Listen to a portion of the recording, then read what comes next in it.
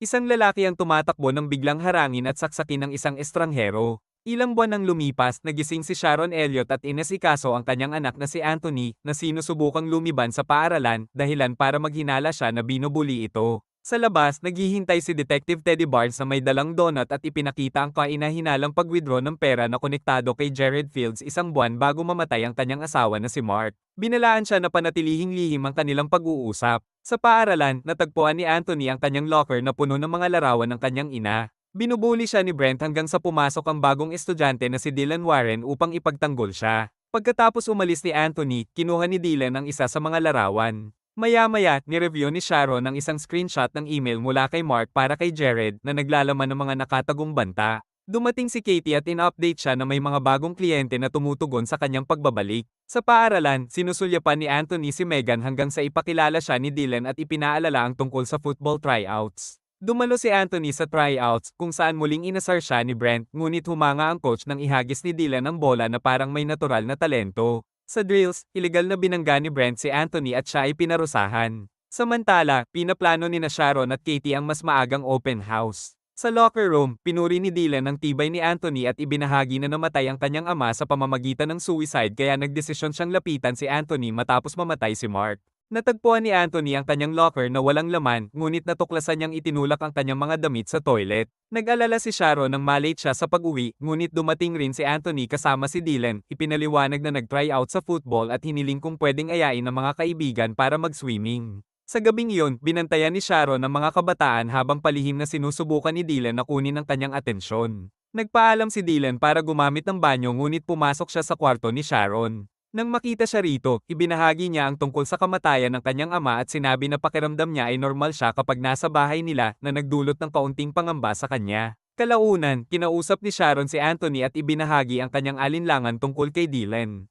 Ibinahagi ni Anthony ang tungkol sa pagpapakamatay ng ama ni Dylan. Pareho nilang inamin na may lungkot pa rin sila dahil sa pagkawala ni Mark. Kinabukasan, nagpraktise na Dylan at Anthony ng football at ibinahagi ni Dylan na dati siyang naglalaro ngunit nagsinungaling upang hindi kontakin ang dati niyang paaralan. Natanggal siya sa dating team dahil sa kanyang galit matapos mamatay ang kanyang ama. Dagdag niya, hindi nauunawaan ng mga magulang ang pakiramdam ng pagkawala ng ama. Nang tumunog ang bell, umalis siya para sa isang lakad.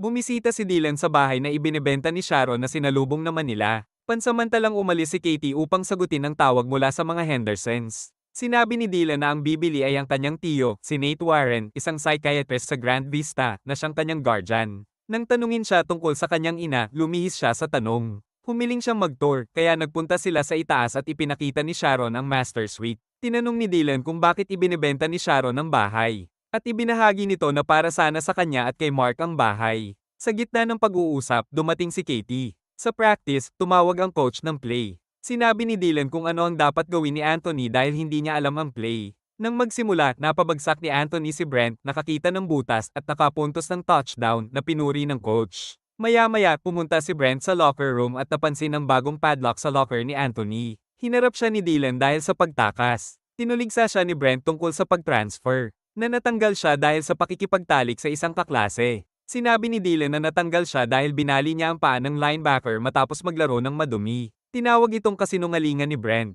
Naabala ng pagdating ng mga kasama ang kanilang pagtatalo. Kinabukasan ng umaga, natagpuan ni Sharon si Dylan sa kusina. Sinabi niya na pinapasok siya ni Anthony at palabas na sana, pero pinigilan siya ni Sharon at inalok ng kape. Tumanggi si Dylan, binanggit na sabik si Anthony sa football. Nagpasalamat si Sharon kay Dylan sa pagtulong kay Anthony na muling maramdaman ang kasiyahan. Dumating si Anthony, niyakap si Sharon, at umalis para sa practice. Niyakap din ni Dylan si Sharon bago umalis. Kalaunan, natagpuan ni Sharon ang isang sobre na may lamang screenshot ng lumang hindi angkop na email mula kay Landon, kung saan may ilang salitang nakabilog na nagsasabing alam niya ang ginawa niya. Sa trabaho, ipinakita ni Sharon kay Katie ang sobre. Iginiit ni Katie na dapat itong ipasa kay Detective Teddy. Inamin ni Sharon na medyo nakakakabay yon dahil may gusto sa kanya si Teddy, pero iginiit ni Katie na kaya ni Teddy na manatiling propesyonal. Pinag-usapan nila kung posibleng sangkot si Landon pero duda si Sharon na papatayin niya si Mark. Pinayuhan siya ni Katie na hayaan si Teddy na ma-exclude si Landon sa loob ng 48 oras. Sa paaralan, sinuri ni Dylan at Anthony ang football roster at nakita nila ang kanilang mga pangalan. Dumaan si Megan at pinayuhan ni Dylan si Anthony na kumilos ng maayos. Inihatid ni Anthony si Megan sa kanyang klase. Maya-maya, binasa ni Sharon ang isang simpatikong mensahe mula kay Landon tungkol sa pagkamatay ni Mark. Dumating si Anthony at ibinalita na may date siya at si Megan sa gabing iyon. Sa gabing iyon, pinuri ni Sharon si Anthony habang nagbibihis siya. Dumating si Dylan kasama si Megan sa kotse. Nagpasalamat si Anthony sa kanya sa pagpapahiram ng kotse. Nagpaalam si Anthony kay Sharon at umalis kasama si Megan. Nagpasalamat si Sharon kay Dylan sa pagtulong at sinabi ni Dylan na nasa bahay lang naman siya at gumagawa ng homework. Sa restaurant, kumain sina Anthony at Megan, nagtatawanan at nagbibiro. Sa kabilang banda, gumagawa ng homework si Dylan sa kusina nang dumating si Sharon para kumuha ng wine. Nagtanong si Dylan tungkol sa asawa niya kaya nag-usap sila tungkol kay Mark. Sinabi ni Sharon na gusto ni Anthony na maipagmalaki siya ni Mark. Inihambing ni Dylan ito sa pagiging istrikto ng kanyang tiyo. Nagkaroon sila ni Sharon ng sandaling bonding, pinupunit ang pahina mula sa mga libro ni Mark na nagpapagaan ng pakiramdam ni Sharon. Pagkatapos ng hapunan, napansin ni Megan ang kaba ni Anthony sa kotse. Naalala ang payo ni Dylan, hinalikan ni Anthony si Megan. Tumugon siya, ngunit humiling si Anthony na dahan-dahan at nagkasundo sila. Sa bahay, naliligo si Sharon nang hindi niya alam na naririnig siya ni Dylan. Nang makarinig ng tunog, pinunasan ni Sharon ng stained glass at nakita si Dylan. Nagulat siya at sinabi na hindi dapat naruroon si Dylan. Hinubad ni Dylan ang kanyang damit at pumasok sa shower. Pagkatapos, dumating sina Anthony at Megan. Tinawag niya si Sharon at Dylan na sinalubong naman ni Dylan. Ipinaliwanag niya na hinalikan siya ni Megan at ito ay dahil sa payo niya. Nakikinig si Sharon mula sa hallway, napangiti pero muling sumimangot. Kalaunan, umakyat si Dylan sa bakod at pumasok sa bahay ng isang matandang lalaki, kumuha ng alak, ginamit ang laptop at nagprint ng email na mula kay Landon na pinupuri ang katawan ni Sharon at naghihikayat na magkita sila.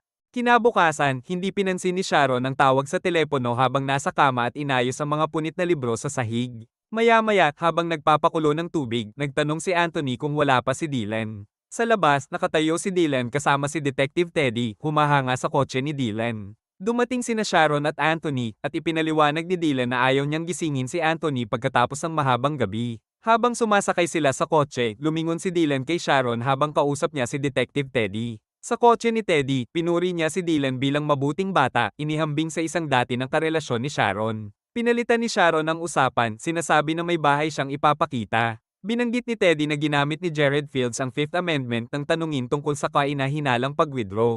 Nag-alala si Sharon na ang pumatay ay malaya pa at nais lamang niyang ligtas si Anthony pero sinabi ni Teddy na siya na ang bahala. Sa paaralan, binalaan ni Brent si Megan na huwag makipag-date kay Anthony, sinasabing mapanganib si Dylan at pinayuhang gamitin niya ang access ng kanyang ina sa student files, ngunit nag-walkout si Megan. Maya-maya, nakipagkita si Sharon sa mga Henderson. Ibinigay ni Katie ang mga papel kay Sharon na nakita nila sa pintuan na naglalantad sa nakaraang relasyon ni Sharon. Nagsorry si Sharon, pero tinanong siya ng mga ito kung alam ito ni Mark na ikinagalit naman ni Sharon. Na-offend ang mag-asawa at umatras sa deal. Sa paaralan, hinarap ni Brent si Dylan, tinutukso siya tungkol sa pagsali sa team at binabantaan siyang hindi kayang balewalain ng coach ang impormasyon tungkol sa kanya. Umalis si Dylan. Pinag-usapan ni Sharon at Katie ang open house at ang pag-contact kay Nate, ang tiyo ni Dylan. Paalala ni Katie na lumipas na ang 48 oras mula nang matanggap ni Sharon ang sobre. Sa locker room, hiniling ni Dylan kay Anthony na magsinungaling para makapanatili siya sa team. Nag-aatubili si Anthony, at pinipilit siya ni Dylan na sumagot.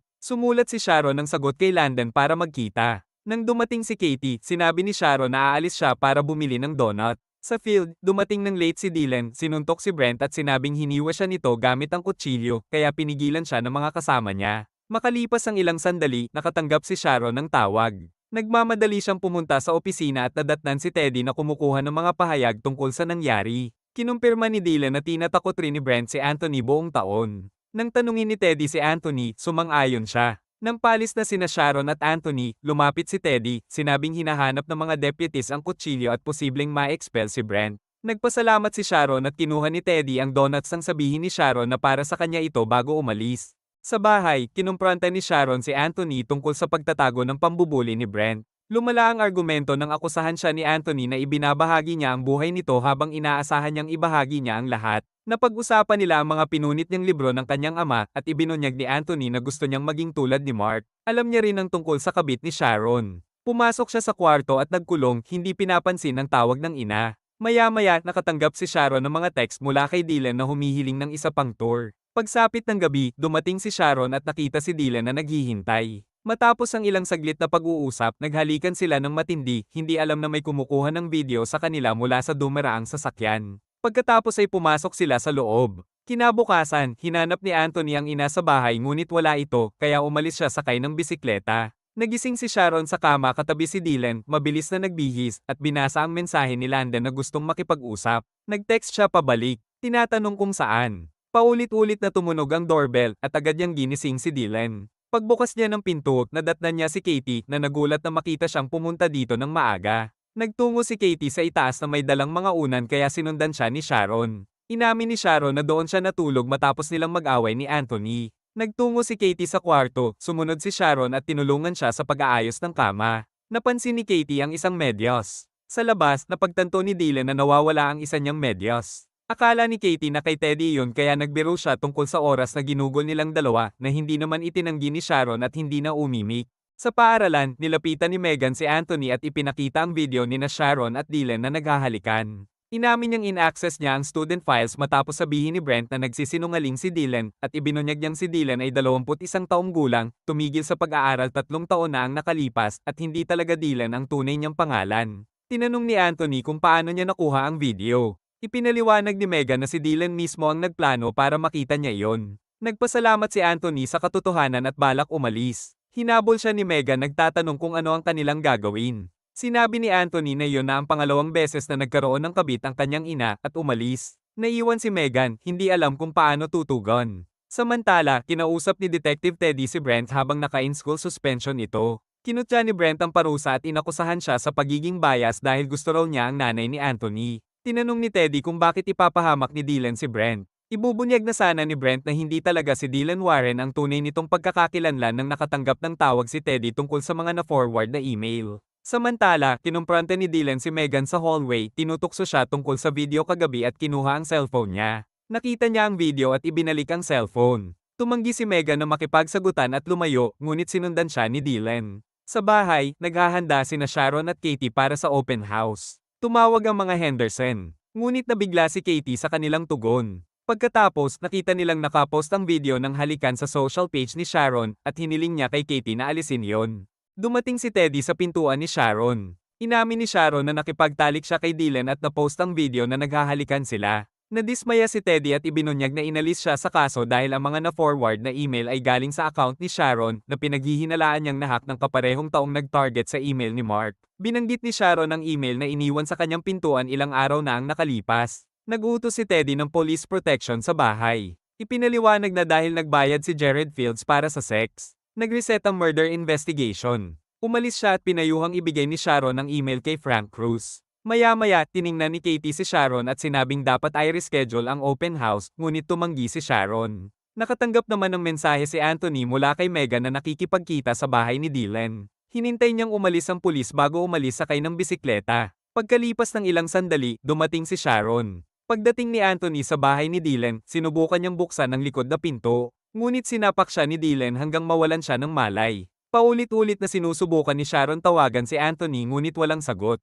Nakatanggap siya ng mga text mula sa unknown number na nagpakilalang si Megan, sinasabing nasa kanila si Anthony. Napansin niya ang libro ni Mark na binago ang pamagat ng isang chapter. Maya-maya, nakatanggap siya ng mensahe mula kay Landon na nagdidirekta sa kanya sa isang mailbox. Tinawagan niya si Teddy para magkita sa bahay na ibinebenta nila. Sa loob ng bahay, sinundan ni Sharon ng isang ingay sa itaas at nakita ang family video ni na Landon at isang bata. Lumitaw si Dylan na lumalabas na anak ni Landon at may hawak na kutsilyo. Ibinunyag na ito ang kutsilyo ng kanyang ama na nagpakamatay matapos mamatay ang kanyang ina. Inaangkin niyang siya ang pumatay kay Mark, sinisisi si Sharon, at inabot sa kanya ang kutsilyo, hinihiling na magpakamatay siya. Nangako si Dylan na pakakawalan si Anthony kung susundin niya siya. Humingi ng tawad si Sharon para sa pagkamatay ng kanyang ama. Saka sinaksak si Dylan sa binti at tumakas. Paglabas, sinalubong niya si Teddy sa pinto, sinasabing si Dylan ang pumatay kay Mark. Nagmadaling pumasok si Teddy na may hawak na baril, ngunit wala na si Dylan. Iginiit ni Sharon na kailangan na nilang umalis kaagad. Sa loob ng kotse, naghanap si Sharon sa mga record ng DMV para kay Nate Warren, nakakita ng address at agad silang bumiyahe papunta roon. Samantala, nagkamalay sina Anthony at Megan na nakatali sa isang puno sa kagubatan. Napansin nilang walang laman ang kanilang mga bulsa, kinuha ni Dylan ang lahat ng gamit nila. Nakilala naman ni Anthony ang kanilang kinaroroonan. Dumating sina Sharon at Teddy sa bahay ni Dylan. Pinasok nila ang loob at nadatnan si Nate Warren na nakahandusay at lasing. Nakakita rin sila ng lubad sa kwarto ni Dylan at napag-alaman nilang dinala niya ang mga kabataan sa isang liblib na lugar. Agad silang nagmadaling maghanap. Sa kagubatan, pilit tumayo si Anthony habang nakatali pa rin sa puno, hinihikayat si Megan na gawin din ito para lumuwag ang tali. Habang sinusubukan nilang kumawala, dumating sila Sharon at Teddy at agad tumakbo sa gubat. Hingal na hingal si Teddy at tumangging ibigay ang baril nang hiningi ito ni Sharon, kaya iniwan siya ni Sharon. Nang mag-isa na si Teddy, bigla siyang sinaksak ni Dylan at humandusay, kinuha ang baril, at tumakas. Mas lumalim sa kagubatan si Sharon ngunit natagpuan at hinarap siya ni Dylan.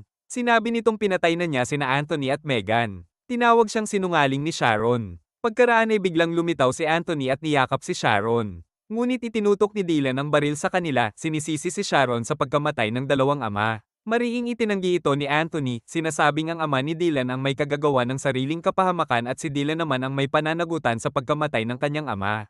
Inatake ni Megan si Dylan kaya pamalya ang putok ngunit naigupo siya ni Dylan. Tumulong si Anthony ngunit naitulak siya palayo. Itinutok muli ni Dylan ang baril kay Anthony, ngunit sinugod siya ni Sharon kaya nabitawan ito ang baril. Nahampa ni Sharon si Dylan hanggang mawalan ito ng malay at handa na sanang patayin ito, ngunit pinigilan siya ni Anthony na nagsabing napatawad na niya si Sharon sa mga pagkakamali nito. Naluha si Sharon habang inaakay siya palayo ni Anthony. Ilang araw ang makalipas. Naibenta na ang bahay ni Sharon at sinabi niya kay Katie na magpapahinga muna siya sa real estate para alamin kung ano talagang gusto niya sa buhay. Inalok siya ni Katie ng buong co-ownership ng kumpanya at nagkaroon sila ng mainit na tagpo. Bumisita si Sharon kay Teddy na nagpapagaling na habang nakasaklay. Humingi siya ng tawad sa mga maling desisyon noon at iminungkahi ni Teddy na bigyan siya ng pagkakataon ngayon at pumayag naman si Sharon. Dumating si Anthony mula sa ensayo at sinabi nitong ayos lang. At masayang tinanggap iyon ni Sharon, hudyat ng pagbabalik ng kapayapaan.